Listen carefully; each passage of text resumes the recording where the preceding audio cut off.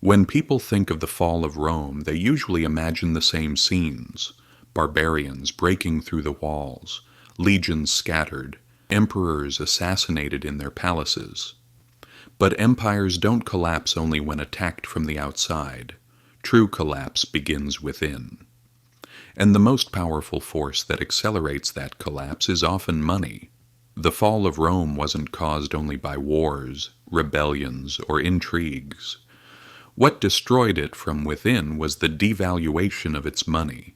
And believe me, the same story applies today. For centuries, the foundation of Rome's economy was the silver denarius. Introduced around 200 BC, it was made of nearly pure silver. Soldiers were paid with it, merchants traded with it, and citizens saved it as their store of wealth. The denarius wasn't just a coin. It was a symbol of Rome's power. As long as the people trusted Rome, they trusted its money. But as the empire grew, its spending grew too. Soldiers' wages, roads, wars. Soon the treasury began to run short. Raising taxes angered the people. So the emperors chose another path. They changed the content of the coins. In other words, they reduced the silver in the denarius.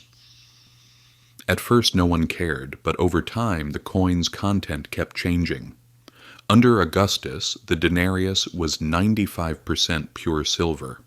By Caracalla's time, it was 50%. And under Gallienus, it had become nothing more than a bronze coin coated with a thin layer of silver. And the people noticed. Trust vanished. Prices soared. Because the money no longer had real value. A measure of wheat that once cost 1 denarius now cost dozens.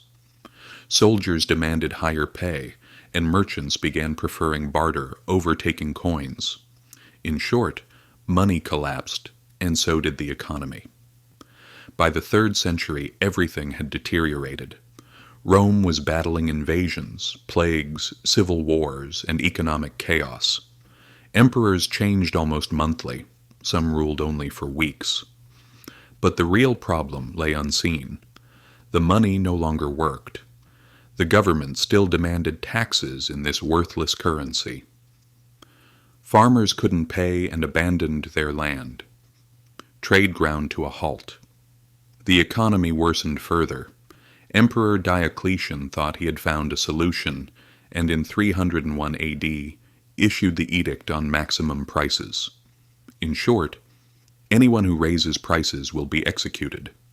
But the problem wasn't prices. It was the worthless money itself. The result? A booming black market and total economic collapse.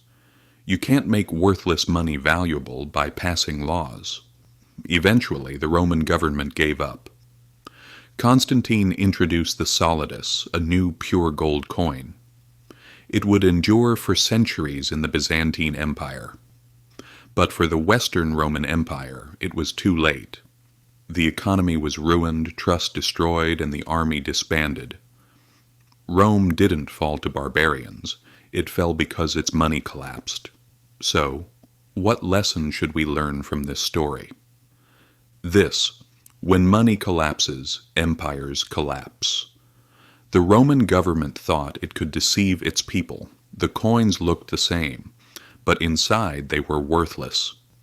Today, many governments play the same game, printing more money, borrowing more, selling inflation as economic growth. But the people always pay the price. We've seen it throughout history. Weimar Germany, Zimbabwe. They made the same mistakes. In 1923, Germany, a loaf of bread rose from 1 mark to 200 billion marks. The German mark lost value so quickly that people had to spend their wages the moment they received them, because money lost value by the hour. In Zimbabwe in 2008, prices doubled every single day. Stores couldn't change their price tags fast enough. In the end, they abandoned their own currency entirely. So, what about today, you might ask?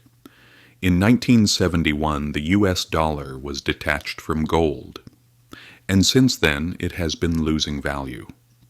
Today, to have the same purchasing power as $1 in 1971, you'd need more than $6.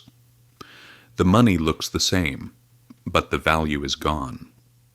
This is the modern version of Rome's story. The difference is this: today the game is global. Rome was an empire, Weimar Germany was a nation, Zimbabwe was local.